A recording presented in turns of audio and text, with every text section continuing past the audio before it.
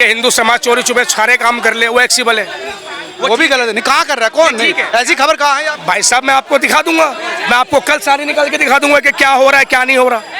मतलब तौकीद रजा कर ले वो गलत है, ठीक है, और इजाजत से कर रहा है, प्रशासन की राजी से कर रहा है, प्रशासन ने रोक दिया उसको कि ये काम नहीं करना तो नहीं करना। ये कह रहे हैं कि यार तौकीद रजा पर तो सवाल उठा रहे, हिंदू समाज भी तो चोरी छुपके कर रहा है। सर बताओ ना, कहाँ चोरी छुप के कर रहे हैं? कह रहे कल बता देंगे।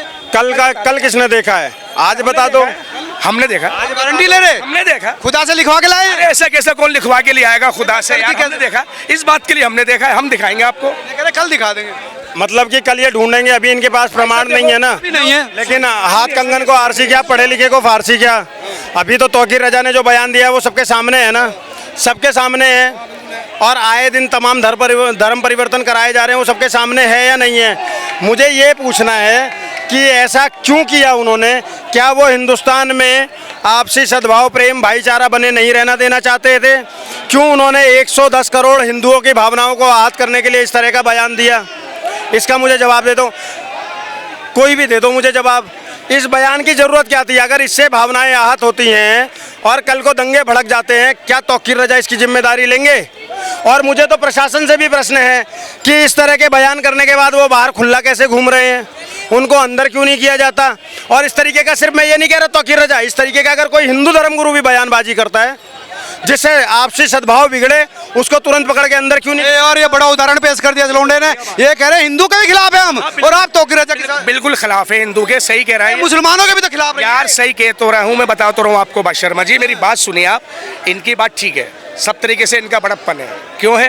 क्योंकि इनको तकलीफ हो रही है, होगी ना, तकलीफ हो रही है, और तकलीफ का कोई इलाज नहीं है। तकलीफ का कोई इलाज नहीं है। इलाज नहीं है, क्योंकि दर्द जो है ना, एक बार डॉक्टर दवाई दे देगा सही हो जाएगा, लेकिन तकलीफ जो होती है ना वो बहुत बुरी चीज होती है। आप क्या कहना चाहते हैं? मतलब तकलीफ तो ये मौलाना ने दी है ना, तकलीफ दी है तो इनको तकलीफ हो रही है, प्रशासन ने रोक लगा दी, इससे ज्यादा और क्या लेंगे?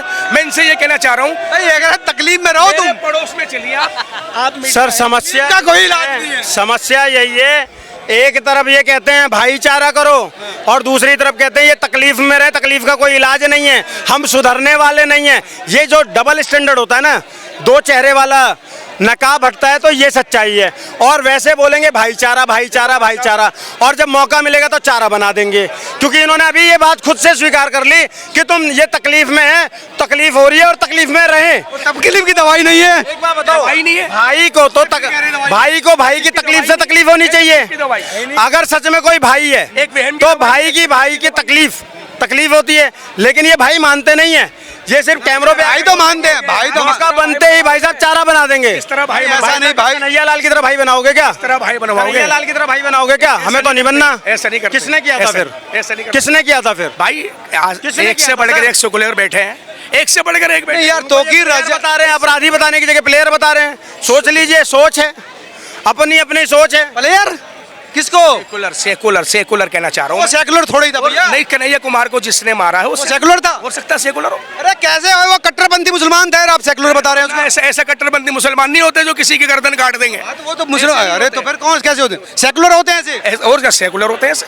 साहब अरे क्या सेकुलर किसे कहते हैं, पहले तो ये बताइए आप। सेकुलर उसे कहते हैं जिसकी मानसिक अलग हो जाता है, दिमाग अलग हो जाता है। सेकुलर उसे बोलते हैं जो सबको एक साथ लेकर चलता है, जो सब धर्मों को एक साथ मानता है। नहीं आप चलो जी, ठीक है, आप कह सकते हैं, ठीक। आप नहीं कहेंगे।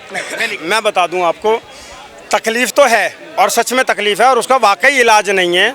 और उसे सिर्फ तकलीफ नहीं, उसे एक बीमारी का नाम दिया गया है। एक्चुअल वो है पीड़ा। पता है क्या है इन लोगों की सबसे बड़ी पीड़ा? हर समाज में हर तरह के होते हैं, इन लोगों की नहीं, सब समाज में हर तरह अच्छे भी है। बोल दिया पर्सनल, मैं तो इन लोगों की बोल रहा हूँ, इनका नाम भी नहीं ले रहा। लोगों में कोई और होगा यार, 10 तुम्हारे 10 हमारे। अब आप पूरी बात तो ले लो, इन्होंने तो पर्सनल मुझे बोल दिया, ठीक है, मैं तो पर्सनल अटैक भी नहीं कर रहा। अब मेरी एक बात समझ लो कि इनको हमेशा से ना, कभी ये उनका खिलाफत नहीं करेंगे जिन्होंने कन्हैया लाल को मार दिया, कभी ये उसकी खिलाफत नहीं करेंगे जिन्होंने मुंबई में धमाके करा दिए, कभी ये उसकी खिलाफत नहीं करेंगे जिसने 6 साल और 13 साल के बच्चे को मार दिया। लेकिन ये यहाँ पर बचाव करने आ जाएंगे तौकीर रजा जैसे लोगों का। इस बात से मुझे प्रॉब्लम है। अगर ये लोग कलाम साहब को माने ना तो मैं मानूँ ना, कलाम साहब को नहीं मानेंगे, मानते कलाम साहब को मानेंगे। तौकीर रजा की समझ नहीं आता मेरे को। हम मानते हैं कलाम साहब को, हम मानते हैं कलाम साहब को। कलाम को मानिए, तौकीर को क्यों मान रहे हैं आप?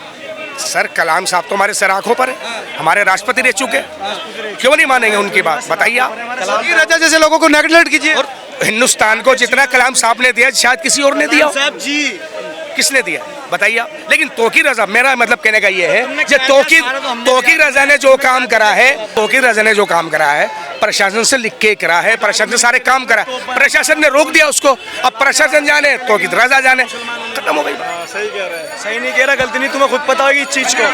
बच्चों को पता है। ठंडे रहो, ठंडे रहो। ये देखो, ये बच्चा है, मुश्किल से भी 20-22 साल का स्टूडेंट होगा, इसकी मानसिकता समझ सकते हो आप।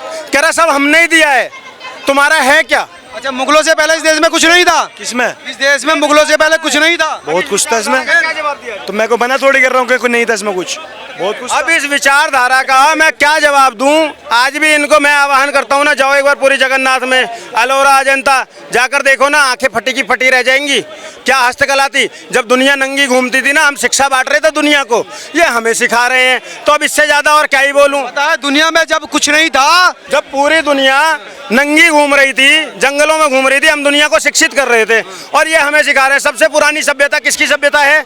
हमारे भारत की सभ्यता है। पुराण कब लिखे गए पता नहीं, वेद पुराणों की आयु ही नहीं पता इन लोगों को, समझ गए? ये लोग हमें सिखा रहे हैं कि भैया ऐसे नहीं ऐसे होगा और सब हमने दिया है। अरे सब तुमने कैसे दे दिया? सब तुमने कैसे दे दिया? एक प्रमाण तो दे दो कोई। लाल किला, लाल किला और ताजमहल।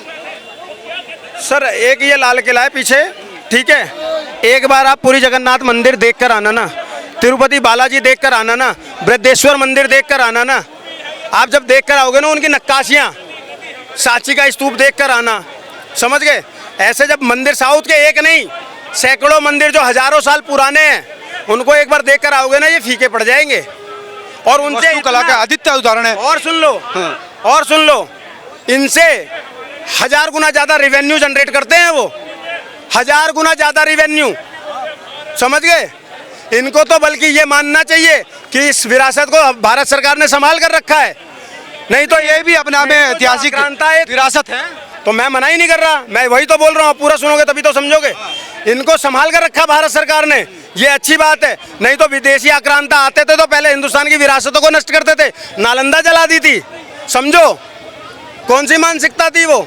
और उसी मानसिकता के तहत अगर 20-20, 22-22 साल के बच्चे ऐसे बोलेंगे सब हमारा है, सब हमारा है, और हम ये कर देंगे, हम वो कर देंगे, कैसे सद्भाव आएगा? सद्भाव ऐसे नहीं आएगा सर। एक मिनट मैं बोलना चाह रहा हूँ बचती है आपसे, मैं बोलना चाह रहा हूँ, ये एक बहुत भारी विडंबना है कि कोई एक कम्युनिटी का बोलता है कि हमने कर दिया, हमने कर दिया। आप भी कह रहे हो कि वो कह रहा है हमने कर दिया। ये सबसे भारी विडंबना उस लड़के में किसने भरी है? वो लड़का जन्म से थोड़ी कह रहा है कि हमने कर दिया। बात समझिए आप, ये भरने वाले तो हम ही हैं। ये जो सरकारें हैं ये कह रहे हैं कि भाई अब देखो, हमारी अभी करंट सरकार है बीजेपी, एक तरह से वो मानो तो एक हिंदू एजेंडा चला रही है। हिंदू मंदिर बना दिया, फलाना कर दिया, ढिमकाना कर दिया, ढिमका, ये इस चीज़ों से गलत मैसेज आ रहा है। ये मेरी बात समझिए, इस चीज़ से सर गलत मैसेज। मंदिर गलत बना दिया। हाँ, और आप मुझको एक छोटी सी बात का जवाब दीजिए। मंदिर गलत नहीं बनाया, सही है, मंदिर है भाई, हमारे हिंदुओं की अपनी भावना है, ठीक है। लेकिन मैं आपसे एक छोटी सी बात जानना चाह रहा हूँ, वो मंदिर बन गया, लेकिन आप मुझे ये बताइए वो मंदिर बना, वहाँ से बीजेपी हार क्यों गई? बस मैं थोड़ा समझना चाह रहा था आपसे, क्यों हार गई भाई? ये बात पूछना चाह रहा था। अब मैं शांति से जवाब दूंगा। भाई ने बहुत शालीनता से बोला। पहली बात तो दोस्त, भाजपा हार जाए या जीत जाए, मैं भाजपा का प्रवक्ता नहीं हूँ, इसका आंसर मेरा देना बनता नहीं, ठीक है। देश की जनता है, जिसको जो पार्टी अच्छी लगी उसने वहाँ वोट किया, उसको जिता दिया, इसका मेरा जवाब बनता ही नहीं है। लेकिन आपने जो बोला कि भाजपा एक एजेंडा चला रही है हिंदुत्व का, तो अब मैं आपको बता दूं, राम मंदिर का फैसला कोर्ट से आया और हम 110 करोड़ भारतीयों ने, हिंदुओं ने, सनातनियों ने चंदा देकर राम मंदिर बनवाया है। वो राम मंदिर मैंने भी बनवाया है, समझ गए? किसी पार्टी ने नहीं बनवाया है, वो राम मंदिर मैंने भी बनवाया है, मैंने भी चंदा दिया है, और मेरे प्रभु त्रिभुवन के स्वामी राम का मंदिर बना, उससे किसी को आपत्ति नहीं होनी चाहिए। अब दूसरी बात कहता हूँ, कह रहे बीजेपी हारी क्यों? दूसरी बात कहता हूँ, भाजपा ने क्या कभी ये बोला कि इस पे इसका अधिकार होना चाहिए, उस पे उसका अधिकार होना चाहिए? लेकिन इस देश में एक सरकार ऐसी भी थी जिसने कोर 55 साल राज किया, वो खुला कहती थी कि देश के संसाधनों पे पहला अधिकार अल्पसंख्यकों का होना चाहिए। किस हद से कहती थी भाई साहब। इस देश में एक सरकार ने हर दंगे के बाद में एक नैरेटिव फैलाया कि हिंदू दंगाई होता है। संसद में खड़ा होकर राहुल गांधी 110 करोड़ हिंदुओं को हिंसक बोल देता है। एक करुणानिधि का पोता और एमके स्टालिन का बेटा उदयनिधि स्टालिन बोल देता है हिंदू धर्म कोरोना है, एड्स है। क्या किसी और धर्म के बारे में ऐसे बोल के वो निकल जाता बॉस? आप जवाब दे दीजिए। बीजेपी के किसी नेता ने ऐसा बोला है कि इस्लाम कोरोना? मेरी बात सुनिए। और एक प्रश्न मैं भाई से पूछ लेता हूँ, अयोध्या हारी, उनका इन्होंने पूछा, मथुरा और काशी जीत गए, उसका भी कारण बता देना। मेरा एक छोटा सा यही मैं जानना चाह रहा था कि मुझे देखो मुझे राजनीति इतना नहीं पता, और मैं भी, आप कह रहे हो मैं किसी का कोई एजेंट नहीं हूँ बीजेपी कांग्रेस, बट मैं थोड़ा सा यही जानना चाह रहा था कि भाई इतने सालों के बाद एक लंबी लड़ाई थी, उसके बाद में राम मंदिर बन गया। एक लंबी लड़ाई के बाद में काफ़ी स्ट्रगल हुआ, बन गया। बट एक बात ये पूछना चाह रहा था कि भाई वहाँ से अगर बन गया तो वहाँ से जीतनी चाहिए। आप ये कह रहे थे ना कि बीजेपी हिंदू चला रही है, तो बीजेपी ने इनका कहना है कि कभी किसी धर्म के खिलाफ कोई अपशब्द तो नहीं बोला, कोरोना वायरस आचावी तो नहीं बोला। इस बात का एक जवाब है, एज ए भारतीय सिटीजन मेरे पास इस बात का एक जवाब है। अयोध्या बन गया यहाँ, उसलिए वहाँ की जनता ने बोला नाराजगी में कि सिर्फ अयोध्या ही क्यों बना, काशी और मथुरा क्यों नहीं बना रहे हो? अब काशी और मथुरा बनाओ तो पूर्ण बहुमत से जिताएंगे। समझ गए? वहाँ की जनता ने ये वोट के जरिए ये बोला था कि अयोध्या झांकी है, काशी मथुरा बाकी है। काशी मथुरा जब बन जाएगा। इस बार जो आंकड़े थे वो सही थे, सही कई जगह हारी सही थे। आप बताओ सर, देखो आप मेरी बात, आप सर बीजेपी, मैं आप बता रहा हूँ, इंदिरा गांधी ने किसी टाइम एक नारा दिया था कि गरीबी हटाओ गरीब। अब ये मुझे तो लग रहा है यहाँ पे ऐसा हो रहा है कि गरीबों को ही हटाया जा रहा है। आप समझो? मैंने भी सुना, अभी मैंने भी सुना ये वाला, ये कह रहे हैं जो वो, पता मैंने कहाँ सुना है, ध्रुव राठी की वीडियो पे। ध्रुव राठी आजकल यही चीज पे बात कर रहा है। तो आपकी पसंद कौन सी पार्टी है? नहीं, मैं किसी पार्टी से बिलोंग करता है, मुझे किसको सत्ता सौंपना चाहते हैं? नहीं, मैं देखिए जो योग होगा वो बनेगा। सर मैं बताऊं, ये नारा सिर्फ इंदिरा जी का नहीं था, गरीबी हटाओ, ये नेहरू जी ने भी दिया था। तो गरीबी हटाओ, फिर इंदिरा जी ने दिया, राजीव जी ने दिया, मनमोहन जी ने दिया, और गरीब हाथ से नहीं हट रहा साहब, गरीब हाथ से नहीं हट रहा।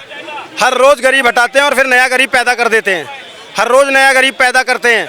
ये कांग्रेस की ऐसी कौन सी नीतियाँ थी कि हिंदुस्तान 75 साल में भी विकासशील देशों में या विकसित देशों में नहीं आ पाया?